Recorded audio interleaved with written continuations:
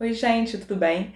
Aqui é Bia Fonseca, sou colaboradora do Nota e hoje eu trago uma dica de não ficção, que é esse livro aqui, Ao Garimpar Pedrinhas, Prosas e Sementes, O Encontro com a Voz dos Pequenos Mestres, de Cláudia Moraes da Costa Vieira, saiu pela CRV de Curitiba. E nesse livro, a Cláudia, ela documenta a trajetória dela pela educação básica do Distrito Federal. Foram 33 anos de experiência como professora, pedagoga, educadora, formadora de outros professores, pesquisadora. Então, no livro, ela apresenta os aspectos teóricos, filosóficos e políticos de autores que a inspiraram ao longo dessas décadas, como, por exemplo, Paulo Freire, René Barbier, Leonardo Boff, Cláudia Valéria de Assis Dança, Cláudia Pato, Rosângela Correia, dentre outros autores que embasaram não só o livro, mas o próprio ativismo da autora ao longo dessa vida dentro da sala de aula. Então, a partir daí, a gente consegue ver como ela percebe a relação aluno, professor e sala de aula. Essa relação ela é vista não sobre um aspecto ou sobre uma perspectiva de exclusão e manutenção, mas sim sobre uma perspectiva de emancipação e criação, levando em conta uma escuta ativa, uma escuta sensível, na qual o ator principal, o protagonista no processo educacional é o próprio aluno, o próprio estudante. Então, partindo dessa base, lembrando que o livro é uma narrativa autobiográfica de formação profissional, de formação como professora, como eu citei no iniciozinho, a gente percorre junto dela, né, junto da autora, os caminhos pedagógicos que ela trilhou ao longo dessas décadas de trabalho. Como, por exemplo, com um projeto que ela aplicou na sala de aula, o projeto Respiração Consciente, na qual o objetivo era fazer com que os alunos tomassem consciência de si, consciência do próprio corpo, da própria mente, consciência de onde estão, utilizando, né, técnicas de respiração e meditação. Um outro projeto que ela cita é o projeto Curiosidade, que colocava os alunos na condição de pesquisador. Então, os alunos, curiosidade de crianças, eles traziam alguma curiosidade, algum tópico, e os alunos pesquisavam e apresentavam sobre aquele tópico.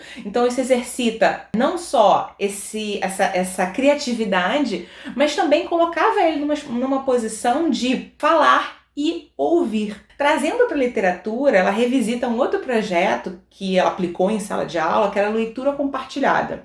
Ao longo do ano letivo, os alunos leram alguns livros, fora do currículo obrigatório, mas leram em voz alta. Então, essa leitura em voz alta e a troca sobre a leitura entre os alunos exercitava a escuta, mas também a empatia. Então, todos esses projetos que ela revisita ao longo do livro, eles tinham o protagonismo infantil. E eles fortaleciam a cooperação e não a competição. Então, ele vai na contramão do que muito se aplica hoje em dia, né, atualmente, na educação. Então, a Cláudia, enfatizando essa questão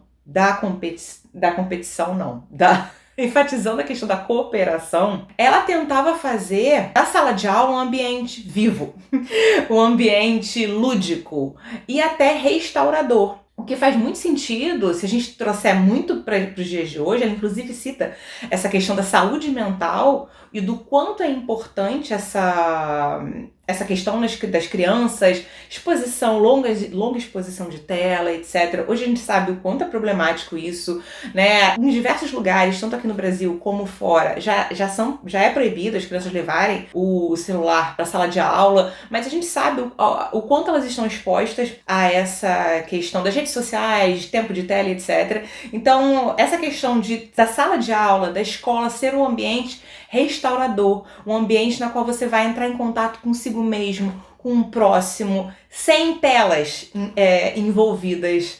Tem muito a ver com esse processo que ela desenvolveu ao longo desses anos e culminou, inclusive, com essa parte mais recente desse ambiente restaurador pensando na saúde mental. Como a gente está falando da educação básica, a alfabetização é uma questão muito importante, inclusive ela dedica um capítulo inteiro a esse tema, buscando reforçar, né, a visão dela e a forma como ela aplicou essa visão durante os anos de trabalho, como a alfabetização como um processo político. E o professor no papel de mediador, de facilitador. Então, tendo isso em mente, ela aborda a metodologia, uma das metodologias que ela aborda em sala de aula com relação à alfabetização é de tornar a sala de aula um ambiente fisicamente alfabetizador, trazendo a realidade dos alunos para essa sala de aula, aproximando essa realidade no processo alfabetizador. Inclusive, ela cita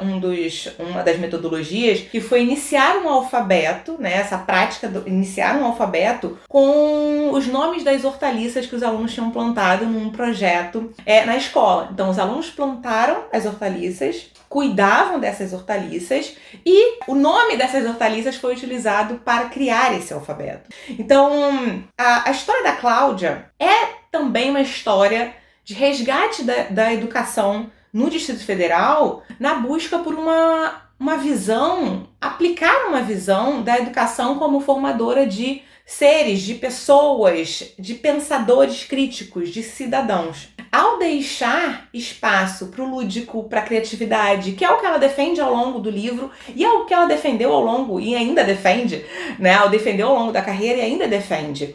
Então, em um momento no qual a gente vê diversos movimentos de mecanização da educação, automação e etc., o que a Cláudia faz? A Cláudia nos convida para o chão da sala de aula. E isso eu acho que é o ponto alto do livro. Então fica a dica dessa não ficção, de um tema super importante, que é a educação.